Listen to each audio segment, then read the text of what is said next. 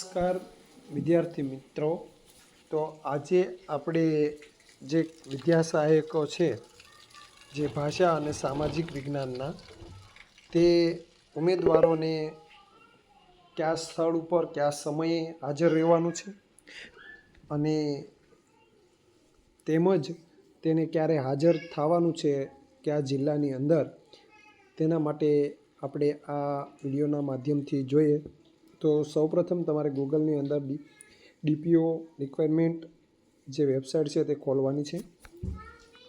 તેની અંદર આપણે જોઈએ તો સામાજિક વિજ્ઞાન અને ભાષાના ઉમેદવારોની શાળા પસંદગી માટે હાજર રહેવાનું સ્થળ અને સમયની વિગત, તો એ આપણે જોઈએ। તો એની અંદર જે વિદ્યા સહાયકની ભરતી છે તે જે ઓનલાઈન ભરતી હતી તે જે બધા જ ઉમેદવારોને પોતાના સ્થળ પર જે જિલ્લા પસંદગી થઈ ગઈ, ત્યારબાદ પોતાને જિલ્લાની અંદર સ્થળ પસંદગી માટે સ્કૂલ પસંદગી માટે કયા સ્થળ ઉપર હાજર રહેવાનું છે તેનું લિસ્ટ છે તે આપેલું છે। તેમાં બધા જ જિલ્લાનું અલગ અલગ સ્થળ આપેલું છે અને અલગ અલગ સમયે તો આપેલો છે। તો સમયની અંદર ક્યારે કઈ જિલ્લાનો કેટલો સમય આપેલો છે તે આ લિસ્ટની મારફતે તમે જોઈ શકો છો। અને એમાં માનો કે અમદાવાદ છે તો એના 10:30 છે, વડોદરા છે 9 વાગે બોલાવ્યા છે, રાજકોટ 10 વાગે છે, સુરત 10 વાગે છે, ખેડા 10:30, આણંદ 10, તો પંચમહાલ છે 8 વાગે, દાહોદ 8 વાગે, પોરબંદર 10 વાગે, પાટણ 1 વાગે બોલાવેલા છે। પછી ભાવનગર છે તો ત્યાં પણ 9 વાગે છે, જામનગરમાં 10:30 છે એટલે 11:30, અમરેલીમાં 10 વાગે, ભરૂચ 9 વાગે, નર્મદા 10, વલસાડ 10:30, બનાસકાંઠા 8:30, સુરેન્દ્રનગર 11 વાગે છે, ડાંગ છે 11 વાગે છે, તાપીમાં 9 વાગે છે, અરવલ્લીમાં 11 વાગે, ગીર સોમનાથ 10, દેવભૂમિ દ્વારકામાં 9 વાગે, મહીસાગરમાં 9 વાગે, મોરબી 10:30, બોટાદ 12 વાગે અને છોટાઉદેપુર 9 વાગે। અને એવી જ રીતે જિલ્લા પસંદગી માટે તમને સ્થળ પસંદગી માટે બધી જ પોતાનું સ્થળ છે તે આપેલા છે। તો એમાં કઈ જગ્યાએ તમારે હાજર રહેવાનું છે તે આ લિસ્ટની અંદર આપેલું છે। અને ત્યારબાદ જોઈએ તો ભાષા અને વિજ્ઞાન શાળાને સ્થળ પસંદગી અને નિમણૂકની અગત્યની સૂચનાઓ છે। તો એ સૂચનાઓ પણ આપણે જે અગાઉ આપેલી છે કે તમારે કયા સમયે અને કેટલા વાગે તે રહેવાનું છે અને કોને કોને રહેવાનું છે અને કઈ જગ્યાએ રહેવાનું છે તે આપેલું છે। તે જ રીતે હવે જોઈએ કે ભાઈ હાજર ક્યારે થવાનું છે અને હાજર થવા માટે શું કરવાની છે પ્રોસેસ, તો એની વાત કરીએ આપણે।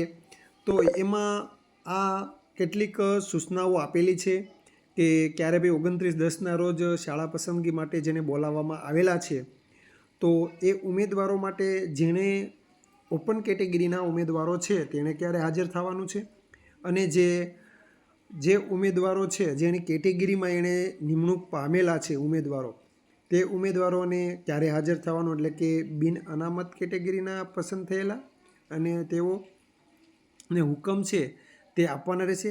અને જ્યારે અનુસૂચિત જાતિ SC, અનુસૂચિત જનજાતિ ST, સામાજિક અને શૈક્ષણિક રીતે પછાત SEBCમાં પસંદ થયેલા ઉમેદવારો છે તે આ બધા જ ઉમેદવારો છે તેમને જ્યારે એના ડોક્યુમેન્ટ છે તે વેરીફાઈ થાય, એટલે કે જે એની કેટેગરીનો જે જાતિનો પ્રમાણપત્ર છે તે વેરીફાઈ થાય અને નિમણૂક જે સત્તા અધિકારી દ્વારા તેનું ચકાસણી કરી અને જાતિનું માન્ય ઠરે ત્યારે તેમને હુકમ આપવાના છે।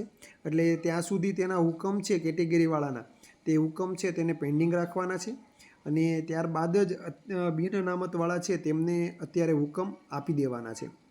તો આ સામાજિક શૈક્ષણિક પછાત, અનુસૂચિત જાતિ, અનુસૂચિત જનજાતિ થયેલા ઉમેદવારોનો જે હુકમ છે એ જિલ્લા કક્ષાએ પેન્ડિંગ રાખવાના છે, તેની સ્થળ પસંદગી કરાવી દેવાની છે, પણ તેના હુકમ છે એ તેની જે ડોક્યુમેન્ટ વેરીફાઈ થાય ત્યાર પછી જ તેમને હુકમ આપવાના છે।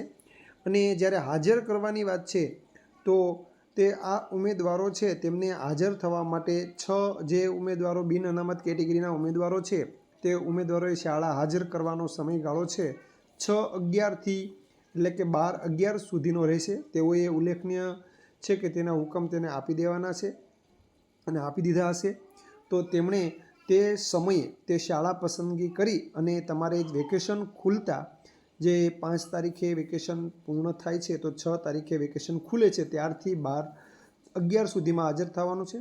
અને ત્યાર પછીના જે અનામત કેટેગરીના છે ત્યારે તેની ડોક્યુમેન્ટ વેરીફાઈ થઈ જાય ત્યારે હુકમ આપવામાં આવે તો એના 7 દિવસની અંદર તેના પ્રમાણપત્ર છે તે ખરાઈ થઈ જાય પછી 7 દિવસની અંદર તેને હુકમ આપવામાં આવે ત્યારે 7 દિવસની અંદર તેમણે હાજર થવાનું રહેશે.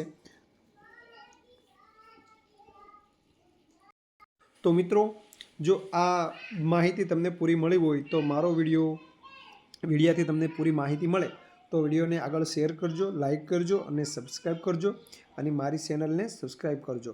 ધન્યવાદ મિત્રો.